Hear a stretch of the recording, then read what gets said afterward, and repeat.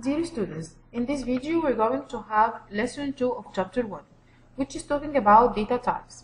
In lesson 2 we're going to discuss variables, declaration of variables, naming of variables, assignment statement. In this session we said VisualBasic.NET language provides many data types used to store input values from the user. We have three main data types, which are text, numeric, and miscellaneous data types. For representing data types like text, we can use string, char. For numeric, we have two types for numeric data, which is integer numbers and fractional or non-integer numbers. For representing integer numbers, we can use short, integer, and long. For decimal or fractional numbers, we can use single, double, and decimal. The third type is miscellaneous data types, and miscellaneous data types are data types which is not a text or a numeric or numbers, such as Boolean. Boolean is a data type used to represent yes or no values. Like gender, we can choose male or female. For example, we have religion, we can choose Muslims or Christian. We also have date. We can use data type date for representing date. The last one of miscellaneous data type is object. Data type has 1. A storage space in the computer memory. And as we said, computer memory divided into small boxes. Each box equals 1 byte. So, if I'm using data type integer, I'm reserving 4 bytes from the computer memory. 2. A range of values. A range of values, the values can be represented by this type or by this data type. The range of values for the data type byte starts from 0 and ends with 255. If we write a programming code and we move by the mouse on it, we can see the data type represented by this code. For example, we have label.text equal جمهورية مصر العربية, so we are using data type from type string. The property of type Boolean.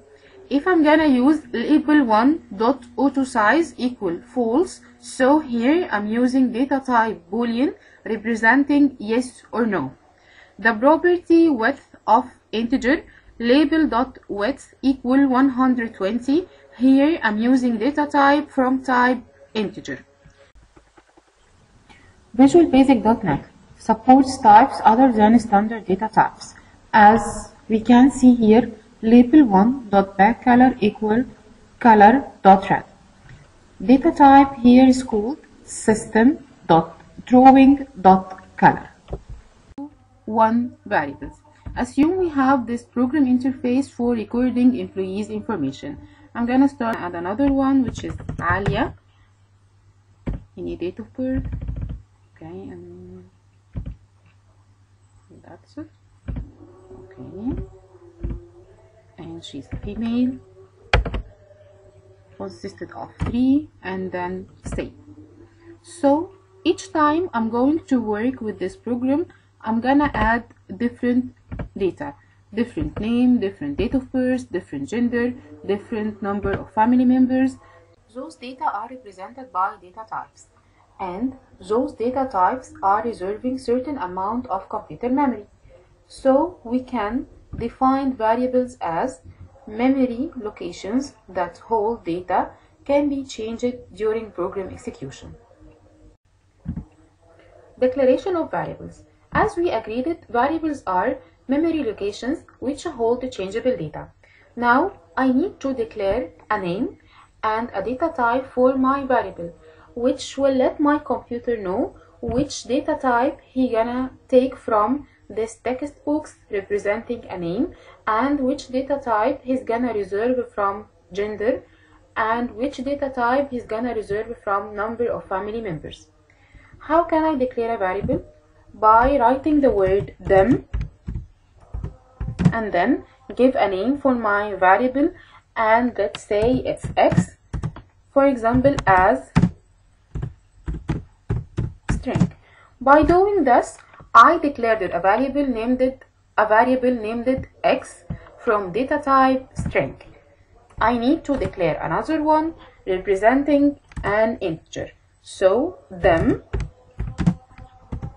x, or let it be z, as integer, and another one representing a Boolean data type.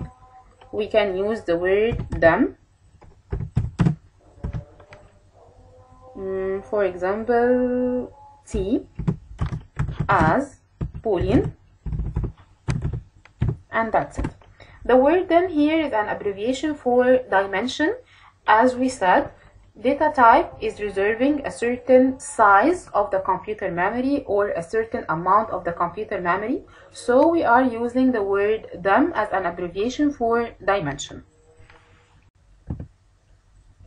Naming of variables. Dear student, when naming variables, you must note the following. 1.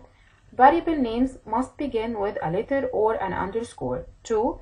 Variable names should not contain spaces or symbols or special characters, such as question mark, asterisk, minus, plus, and others. 4. Variable names consisted of letters, numbers, and underscores only. 4. Do not use reserved words for Visual Basic.NET, such as single, them, short, integer. 5. It is preferable that the variable name reflect its content. For example, if this variable will represent student names, it could be named as student underscore name. If I'm gonna give a name for a variable for example, date of birth, it could be d underscore o underscore me, and so on. Dear student, when choosing a data type, you must note the following. 1. The size of data that will be stored in the variable. As we agreed, data type is reserving a certain amount of computer memory, so you have to choose the appropriate data type for the size of data you're gonna enter. Number 2, identify the data type of the values stored in the variable based on arithmetic and logical operations expected to take place on the variable. For example, if I'm gonna enter students' grades, I have to choose data type decimal, but if I'm gonna enter number of students, I have to choose data type integer. Dear student, when choosing a data type, you must note the following. 1. The size of data that will be stored in the variable. As we agreed, data type is reserving a certain amount of computer memory, so you have to choose the appropriate data type for the size of data you're gonna enter. Number 2, identify the data type of the values stored in the variable based on arithmetic and logical operations expected to take place on the variable. For example, if I'm gonna enter students' grades, I have to choose data type decimal, but if I'm gonna enter number of students, I have to choose data type integer. Assignment statement. Assignment statement is a statement that consisted of two sides, right hand side and left hand side, and they are separated by assignment operator equal, which doesn't mean the arithmetic equality. It consisted of taking the value of the right side and storing it on the left side.